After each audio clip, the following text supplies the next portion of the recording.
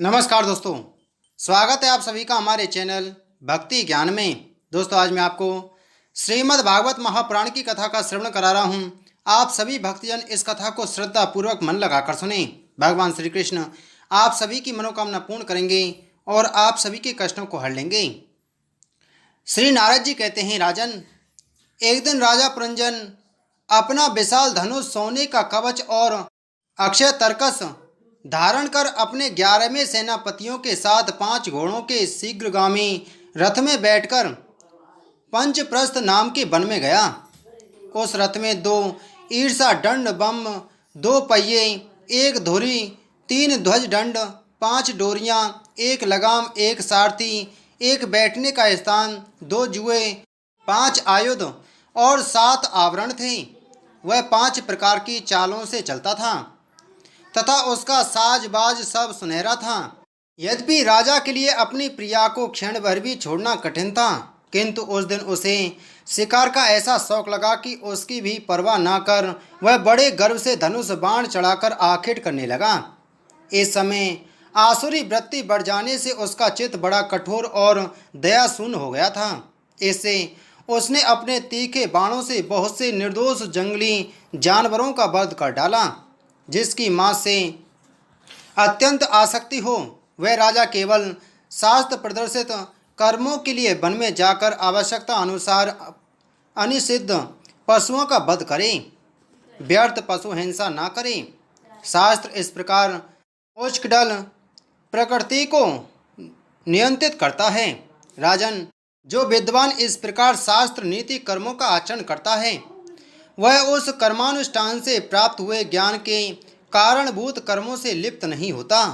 नहीं तो मनमाना कर्म करने से मनुष्य अभिमान के वशीभूत होकर कर्मों में बंध जाता है तथा गुण प्रवाह रूप संसार चक्र में पड़कर विवेक बुद्धि के नष्ट हो जाने से अधम योनियों में जन्म लेता है। पुरंजन के तरह तरह के पंखों वाले बाणों से छिन्न भिन्न होकर अनेकों जीव बड़े कष्ट के साथ प्राण त्यागने लगे।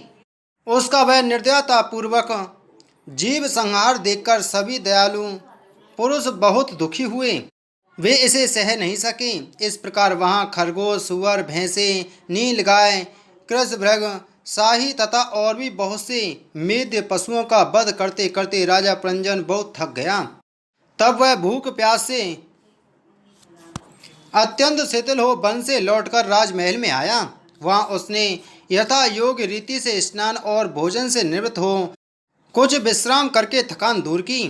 फिर गंध, चंदन और माला आदि से सुसज्जित हो सब अंगों में सुंदर सुंदर आभूषण पहने। तब उसे अपनी प्रिया की याद आई। वह भोजन आदि से तृप्त हृदय में आनंदित मन से उद्मत और काम से व्यथित होकर अपनी सुंदरी भार्या को ढूंढने लगा, किंतु उसे वह कहीं भी दिखाई ना दी। प्राचीन वही तब उसने चित्त में कुछ उदास होकर अंतःपुर की स्त्रियों से पूछा, सुंदरियों, अपनी स्वामिनी के सहित तुम सब पहले की ही तरह कुशल से हो ना? क्या कारण है आज इस घर की संपत्ति पहले जैसे सुहावनी नहीं जान पड़ती?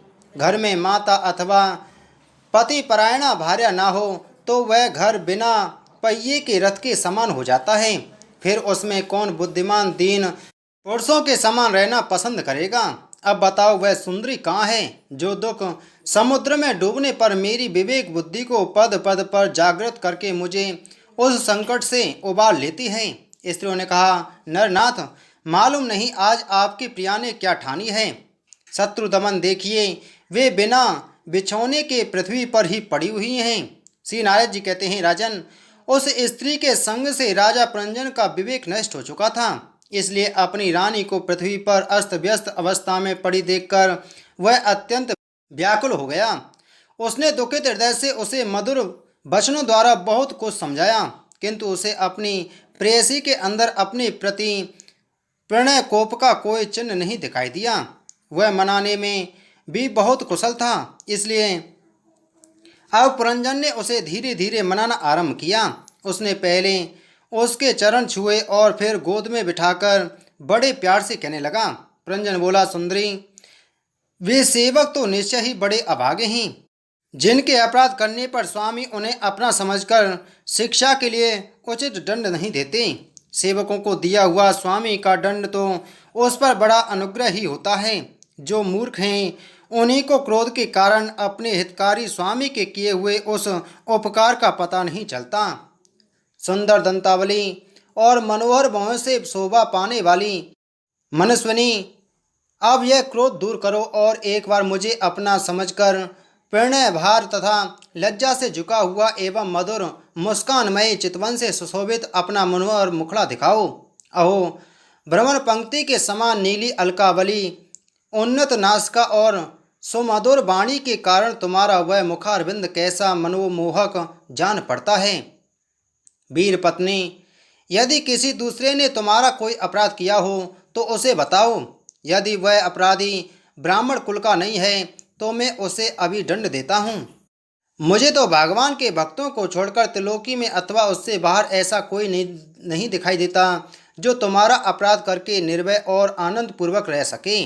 प्रिय, मैंने आज तक तुम्हारा मुख कभी तिलकहीन, उदास, मुरझाया हुआ, क्रोध के कारण डरावना, कांतिहीन और स्नेह शून्य नहीं देखा, और न कभी तुम्हारे सुंदर स्तनों को ही शोकाश्रुओं से भीगा तथा बिम्बा फल सदृश अधरों को सिग्ध केसरी लाली से रहित देखा है।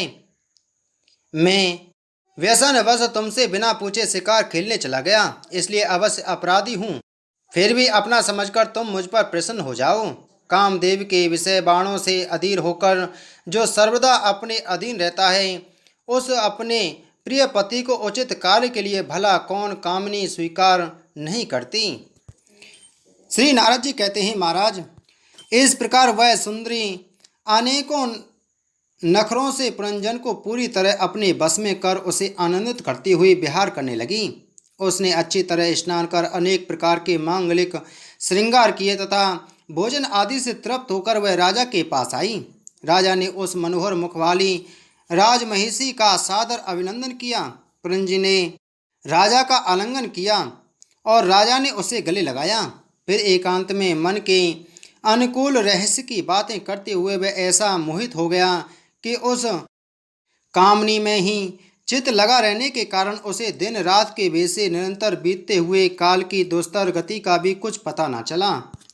मद से छका हुआ मनस्वी पुरंजन अपनी प्रिया की भुजा पर रखे हुए महामूल्य सैया पर पड़ा रहता। उसे तो वह रमणी ही जीवन का परम फल जान पड़ती थी। अज्ञान से आवृत हो जाने के कारण उसे आत्मा अथवा परमात्मा का कोई ज्ञान न रहा। राजन, इस प्रकार कामातुर चित्त से उसके साथ विहार करते करते राजा पुरंजन की जवानी आधे क्षण के समान बीत गई। प्रजापति, उस पुरंजनी ने राजा पुरंजन के 1100 पुत्र और 110 कन्याएं हुईं, जो सभी माता पिता का सुयश बढ़ाने वाली और सुशीलता, उदारता आदि गुणों से संपन्न थीं। ये पुरंजनी नाम से विख्यात हुईं। इनमें से ही उस सम्राट की लंबी आयु का आधा भाग निकल गया। फिर पांचाल राज पुरंजन ने पितृवंश की वृद्धि करने वाले पुत्रों का वधुओं के साथ और कन्याओं का उनके योग्य वरों के साथ विवाह कर दिया। पुत्रों में से प्रत्येक के 100 पुत्र हुए। उनसे वृद्धि को प्राप्त होकर पुरंजन का वंश सारे पांचाल देश में फैल गया। इन पुत्र पौत्र गृह कोष सेवक और मंत्री आदि में दृढ़ ममता हो जाने से वह इन विषयों में ही बंध गया।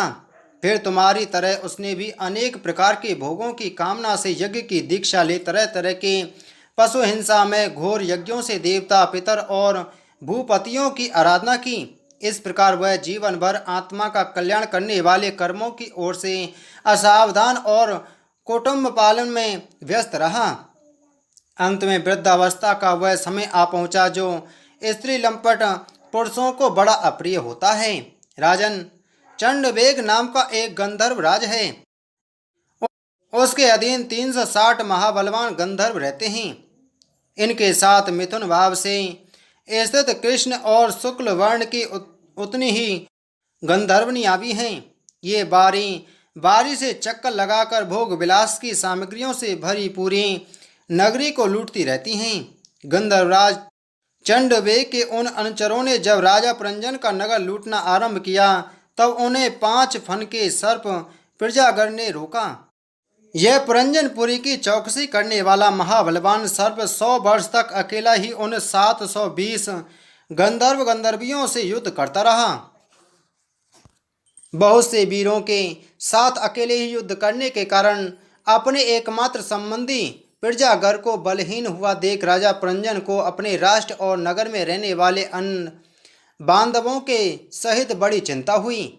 वह इतने दिनों तक पांचाल देश के उस नगर में अपने दूतों द्वारा लगाए हुए कर को लेकर विषय भोगों में मस्त रहता था। स्त्री के वशीभूत रहने के कारण इस अवश्यम भावी भय का उसे पता ही ना चला।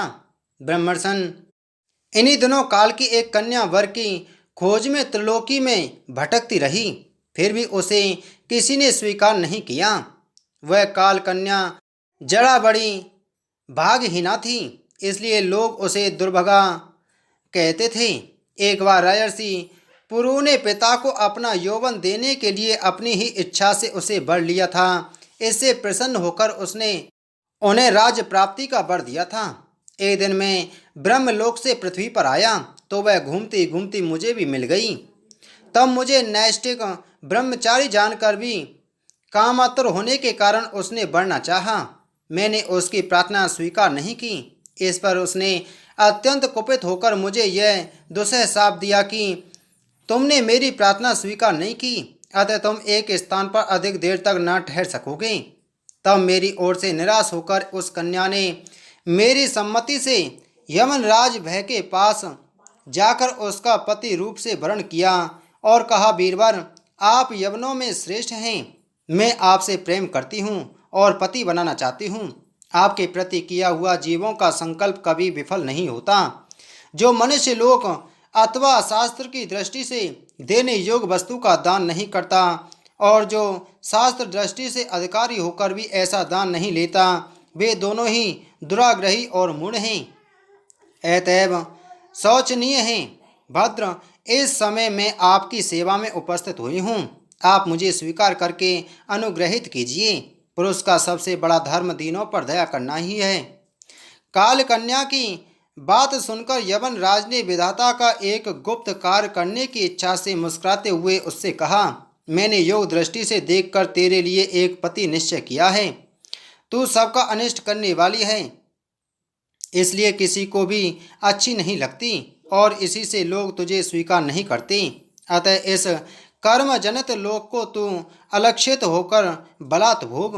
तू मेरी सेना लेकर जा, इसकी सहायता से तू सारी प्रजा का नाश करने में समर्थ होगी, कोई भी तेरा सामना न कर सकेगा।